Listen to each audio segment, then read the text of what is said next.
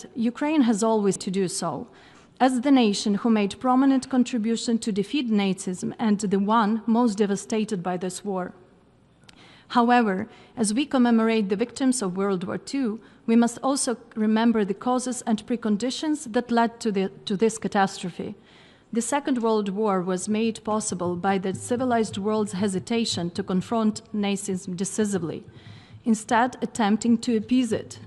History does not recognize this subjective mood, but had there been no attempts to appease Hitler in Munich in 1938, Nazism might never have felt its power and impunity, an impunity that certainly emboldened further aggression. We must also remember how the war began, with the invasion of Poland from both the West and the East, the Molotov-Ribbentrop Pact, a shameful geopolitical disaster that divided spheres of influence in Europe between Nazi state and Soviet Union, and along with the Munich Conference paved the way for global conflict. Today, the echoes of those tragic miscalculations are louder than ever. We can still prevent another such catastrophe. The only way is to secure a comprehensive, just, and lasting peace for Ukraine, Europe, and the entire world. Peace through strength. Strength in facing the aggressor and forcing it to peace, and not the vice versa. We urge the President of the General Assembly and the UN Secretariat to acknowledge these realities when organizing the commemorative event, recognizing that the Russian Federation has forfeited any moral right to own and penhold this issue. Thank you. I thank Ukraine. We have heard the last speaker in explanation of vote before the vote. The Assembly will now take a decision on draft resolution A/79/L51 entitled 80th Anniversary of the End of the Second World War, concerning the request to the President of the General Assembly to hold a special solemn meeting of the General Assembly in commemoration of all victims of the Second World War in the second week of May in 2025 and every 5 years thereafter, contained in operative paragraph 2 of the draft resolution. It is my understanding that if this draft resolution is adopted, the title of the agenda item will be adjusted to reflect the actual number of years since the end of the Second World War, when the Assembly holds the set meeting every 5 years in the future, such as 85th anniversary, 90th anniversary, and so on, instead of repeating the title of the present agenda item. May I take it that the Assembly decides to adopt draft resolution A/79/L51? It is so decided.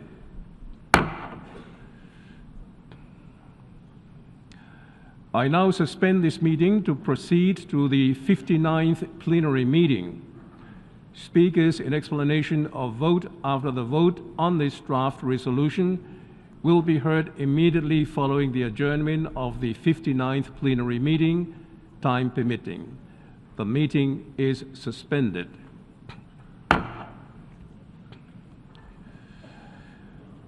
The 59th plenary meeting of the General Assembly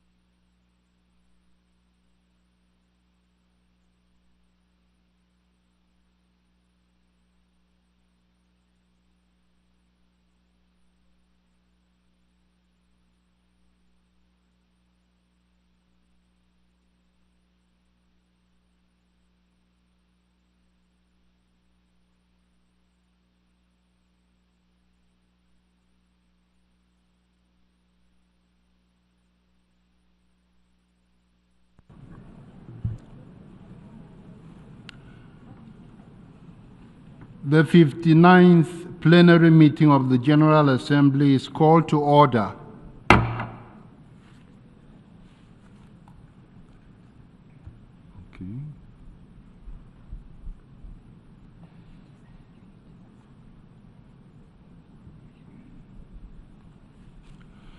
As announced in my letter dated 23rd January 2025, this meeting is convened to hear an address by His Excellency Andrzej Duda, President of the Republic of Poland.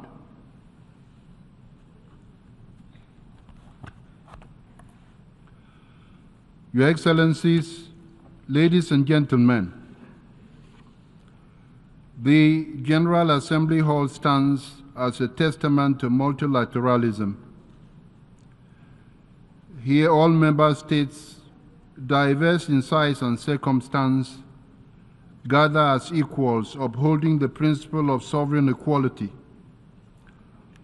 It is a space where every nation has a voice. It has long been the practice of the General Assembly to welcome addresses from visiting heads of state. I was therefore pleased to facilitate the request from the Permanent Mission of Poland for the President to address the Assembly today. Your Excellencies, Your Excellency President Andrzej Duda, it is my pleasure to welcome you to this hall. Your Excellencies, on 26 June this year, we will celebrate the 80th anniversary of the signing of the Charter of the United Nations. While Poland was not present at the San Francisco Conference in 1945, Poland signed and ratified the Charter later that year and is therefore recognized as one of the 51 founding members of the United Nations. Indeed, Poland experienced firsthand the scourge of war that the United Nations was explicitly established to prevent. Unfortunately, that scourge persists today in conflicts that continue to devastate lives in the Democratic Republic of the Congo, in Gaza, in Haiti, in Myanmar, in Sudan, in Ukraine, and elsewhere. These conflicts bring death, destruction, and immense suffering. This is what the Charter's preamble describes as untold sorrow. We must do much better. In the Pact for the Future, which was adopted by consensus at the start of this session, world leaders pledged a renewed commitment to multilateralism, firmly rooted in the fundamental principles of the United Nations Charter. As we commemorate the Charter's 80th anniversary, member states must rededicate themselves to its foundational principles, and above all, to the pursuit of peace. This is not merely an obligation, it is our shared responsibility and the only path toward a future defined not by conflict, but by cooperation and hope. We must all work for a peaceful future. Thank you. The Assembly will now hear an address by His Excellency Andrzej Duda, President of the Republic of Poland. I request protocol to escort His Excellency and invite him to address the Assembly.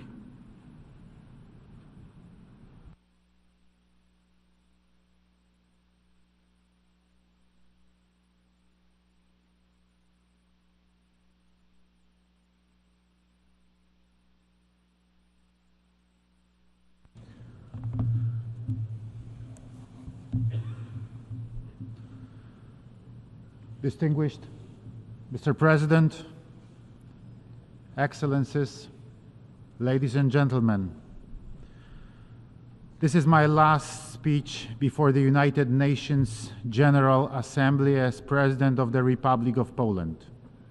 And I wish to take this opportunity and share with you my reflections after almost a decade of service to my homeland, Poland, a founding member of the United Nations. I recall my previous interventions, the main message of which was always the primacy of the international law over naked force. Peace through law was the slogan that accompanied me during my speeches before the UN General Assembly and at the UN Security Council during our non-permanent membership in 2018 and 2019. Every time I left Poland to travel to the United Nations headquarters, I kept in mind that this organization should care for and guarantee respect for the law in order to maintain peace and security across the world. Unfortunately, the experiences gathered in recent years demonstrate how fragile both peace and security are. I followed a number of crises and conflicts which broke out far away from the borders of my homeland in the Middle East, in Africa, or Asia. But I also saw a steadily growing threat in our closest neighborhood. I could see the resurging Russian imperialism which aimed to shatter all universal values: peace, respect for sovereignty and integrity of states. I vividly remember 2008 and the Russian aggression against independent Georgia. I also recall the message of the late President Lech Kaczynski from that time, who, when Russian tanks were heading for Tbilisi, sat in front of the Georgian parliament. Today Georgia, tomorrow Ukraine, and the day after tomorrow the Baltic states, and later maybe it will be time for my country, Poland. Where those prophetic words came true in the following years, and when I was elected President of the Republic of Poland in 2015, I knew that the attack on Ukraine, which had been carried out by Russia since 2014, marked just the beginning of an effort to violently destroy the international order based on international law. And it was precisely the concern for maintaining the primacy of law, the concern for keeping security and peace that accompanied me during almost a decade of my presidency. Ladies and gentlemen, regrettably, my assessments and predictions, especially the ones on the imperial policy of the Russian Federation and the security situation in Europe, materialized. Today, I look back with satisfaction, but also with relief, on all the initiatives to strengthen the security of Poland and Europe. If it was not for them, the Kremlin could have conquered Kyiv long ago and get ready to further expansion towards Warsaw, Vilnius, Riga, or Tallinn. And this is exactly why, since I came into office, the main priority of my policy has been to boost the security of Poland and Europe thanks to closer cooperation, both bilateral one with our key allies, as well as multilateral one as part of regional collective security systems and broader, the international system created by the United Nations. Ladies and gentlemen, when speaking about security and international cooperation, I'm referring in particular to closer relations with the United States, our partners in the North Atlantic Alliance, and the European Union, as well as with the willing and like-minded member countries of the United Nations. Poland's strategic relations with the USA, especially the military ones, have a long history symbolized by the statue of Tadeusz Kościuszko at the U.S. Military Academy West Point. And it is in the spirit of these long-standing friendly relations that I have been trying to build an ever stronger alliance with our friends from across the Atlantic. We have achieved a lot over the years, and many memories come flooding back with the inauguration of the American Aegis Ashore missile base in Redzikowo at the end of last year, an important symbol, but also another element of the American security umbrella over Europe. Also recent talks with Donald Trump, who was re-elected as US President, offered an opportunity to summarize a decade of efforts to bolster the Polish-American alliance. Ladies and gentlemen, right from the beginning of my presidency, I wanted Poland to be perceived not only as a recipient, but also as a provider of security. Therefore, during my 2 terms in office, I tried to ensure that Warsaw fulfilled its most important allied obligations and truly shaped the security policy in Europe and across the world. In accordance with the provisions of the United Nations Charter, we actively advocate for regional agreements to ensure the maintenance of international peace and security. For 25 years, we have been a member of the North Atlantic Alliance, which has guaranteed peace in the transatlantic era for 75 years. At the same time, we are active in the international collective security system in the UN, where we are committed to the peaceful resolution of disputes. Our activity in UN peacekeeping missions is an expression of this aspiration.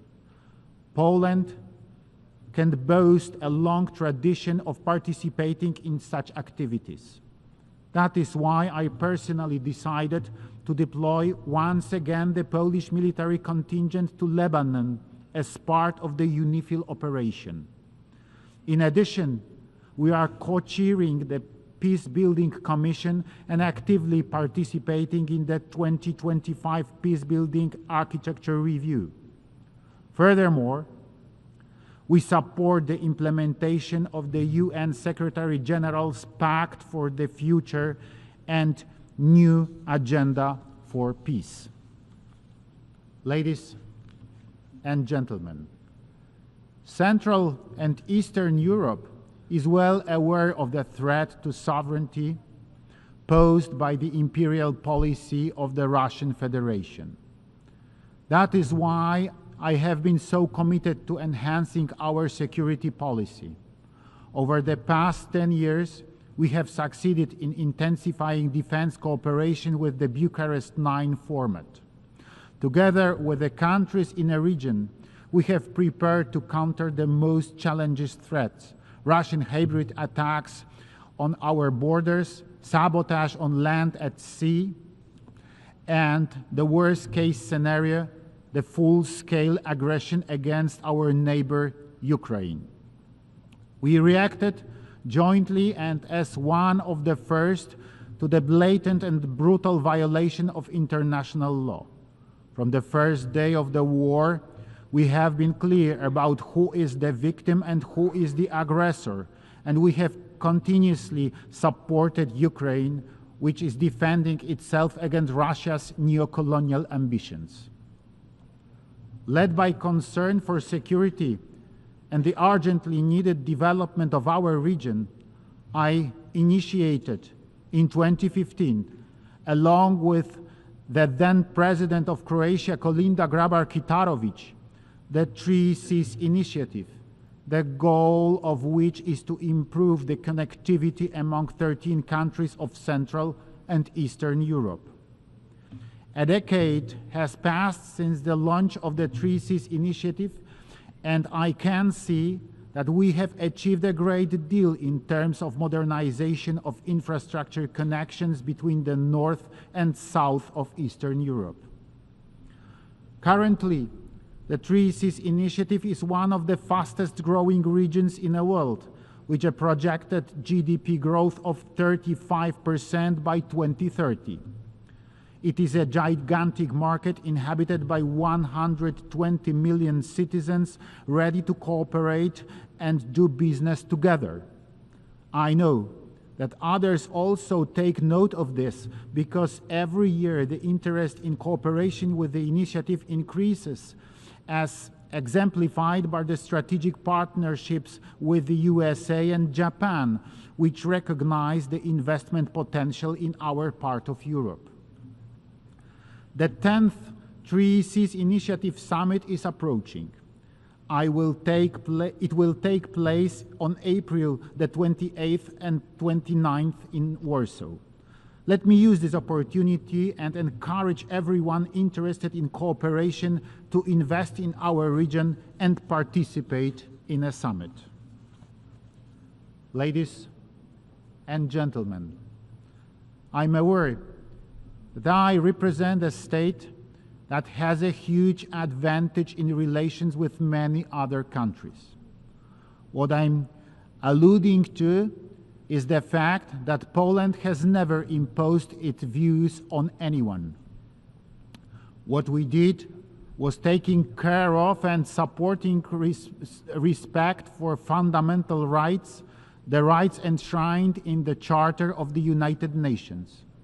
We know perfectly well what it means to fight against a colonizer. Poland has never been a colonial state, and we are proud of that. This has allowed us to build lasting and friendly relationships which I have tried to deepen by traveling and talking to leaders from the Arab world, Africa, and Asia. During my visits, I strive to understand the perspective and political conditions of regions distant from Europe and to present our position always based on mutual respect and partnership. Ladies and gentlemen, at a time when regional security formats do not always allow us to provide international stability, let us recall the reason why the United Nations organization was established. Let us remind ourselves why we have worked together to develop international law in order to best guarantee peace and protect the sovereignty and integrity of states. Why is this law not respected by everyone today, including the permanent members of the UN Security Council? I can find one answer: insufficient power to safeguard international law and the principles of the United Nations Charter. Ladies and gentlemen, I'm standing before you as the representative of Poland, a country with over 1,000 years of history, painfully tested by this very history. Our experience includes the construction of a powerful state, one of the strongest in the 17th century's Europe, as well as the bitter experience of gradual partitions carried out by our neighbors, which ended in the loss of independence, followed by a constant independence struggle which lasted for more than 123 years and cost hundreds of thousands of lives until we finally regained it in 1918. Our independence lasted just 20 years, and it was destroyed by two totalitarian regimes of the 20th century, Russian communism and German Nazism. I'm invoking the history of Poland because I know that when it comes to the experience of fighting for independence, the sacrifice made in this struggle, the enormous material losses, I'm talking about an experience that is universal. Wars are part of human history, but peace and the consistent striving to build lasting foundations for its preservation are also part of it. The last 30 years of Poland's history, since we successfully broke free from Russia's sphere of influence and were able to decide on our own economic policy, security, and alliances, has been a period of unprecedented economic development, improvement in the standard of living of citizens, social services, and development opportunities. From a backward, poor country with high unemployment rate, we transformed into a highly developed state, creating thousands of jobs in modern sectors of the economy. Today, we are the 21st largest economy in the world, and our ambition is to join the G20. All these successes were possible thanks to peace in Europe. Therefore, in Poland, we sincerely believe that only peace can provide optimal conditions for development. And that is why all imperial ideologies that see conquest as a tool to improve the lives of their own citizens and strengthen the international position of the states are alien to us. Our success, I'm referring to the countries of Europe, consisted in creating such a system on the old continent in which war was hard to imagine because it did not benefit the aggressor. It was contradictory to development, the power of the state, the prosperity of its citizens. At the same time, I admit that this way of thinking has made many European leaders blind to the threat of Russia's imperial policy. I hope that the process of awakening from the geopolitical slumber, painfully as it may be, will be swift, and that Europe will take greater responsibility for its security in cooperation with proven allies. After all, there is no choice. Citizens understand this. Now it is a time for the state leaders to follow suit. Ladies and gentlemen, I remember taking part in the UN Security Council high-level debate in 2018 and talking about the importance of law for maintaining peace. Today, in the third year of the war in Ukraine, a country neighboring Poland, I would repeat the words I spoke then. International law remains the strongest tool for civilized nations to ensure a lasting peace.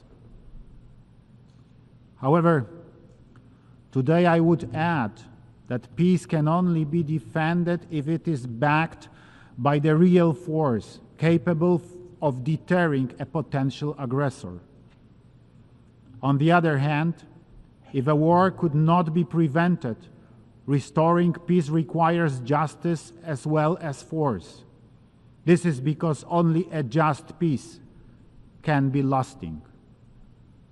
Ladies and gentlemen, war does not respect borders, human dignity, systems of values, or confessions.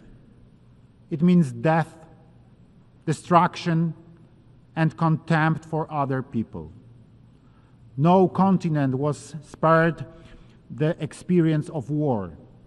It threatens all our countries, even if the risk of a war breaking out in a given part of the world seems limited at the moment.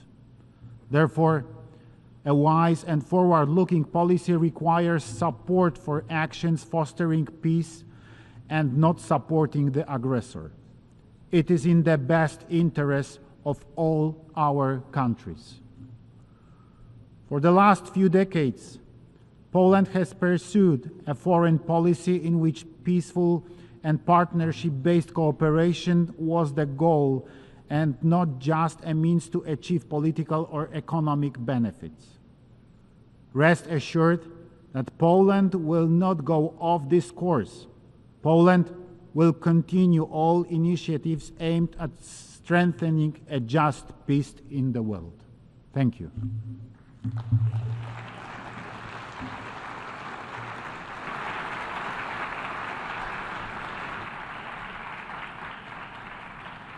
On behalf of the Assembly, I wish to thank the President of the Republic of Poland for the statement just made.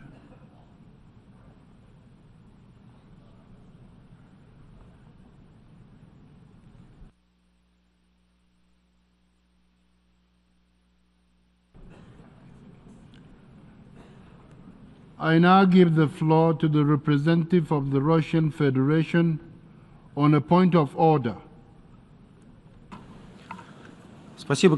Thank you, Mr. President.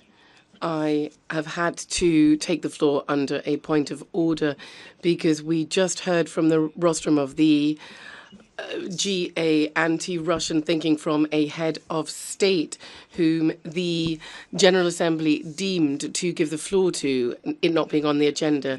The president of the GA is well aware that we did have doubts regarding the expediency of conducting today's meeting. As we have seen, our intuition did not fail us, and the president of Poland spent a lot of time in his speech on debasing our country and on focusing on dividing lines in the UN and not unifying lines. We believe that this is not only a lack of respect to you, but to all member states of the UN who are gathered here today. Colleagues, despite the fact that the Security Council of the UN on the 24th of February adopted a resolution calling for an urgent peace between Russia and Ukraine, one of the leaders of Poland talked about the logic of military focused providing support to Ukraine. So all of the blame is being pinned on Russia in what he said, because apart from poisoning Russia in the eyes of its neighbors and on having an anti-Russian stance is the only thing that Poland has been focusing on for the past 20 years. For more than 3 years, sir, I worked in Poland, and I was always struck by how ordinary Poles were very friendly towards Russians. And there seems to therefore just be this terrible Russophobia amongst the Polish elite alone. Citizens often write to us from Poland apologizing for the stance taken by their leadership.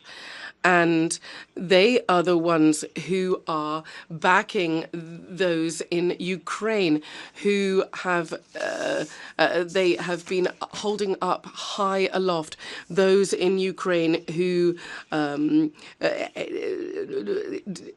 were doing terrible things. So we have just been talking about the fact that more than 60,000 soldiers died in World War II. There were many people fighting fascism. And so we just don't understand why Poland, a people who suffered so much from war, Poland is now on the forefront of those who are egging on another war. It is time for the war to end. Mr. President, in conclusion, I'd like to remind you of a proverb that is the same in Russian and Poland. So it is, I would like to say that, and the speaker speaks in Polish. So please reject this anti-Russian narrative, and let us stand for a unifying stance rather than a dividing one. This is the only way that long-lasting peace can be upheld in Europe that all want and not just the Poles. Thank you.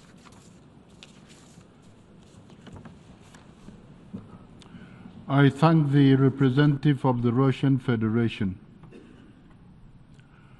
Before adjourning the meeting, members are reminded that the 58th plenary meeting will be resumed immediately after this meeting.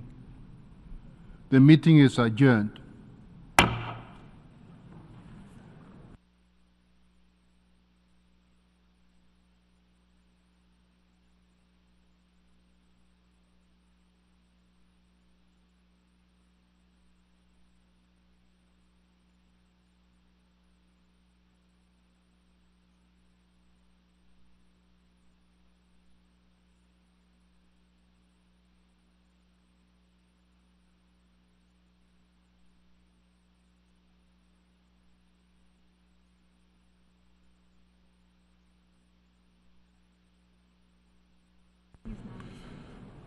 The 58th plenary meeting is now resumed. Before giving the floor for explanations of vote after the vote, may I remind delegations that explanations of vote are limited to 10 minutes and should be made by delegations from their seats.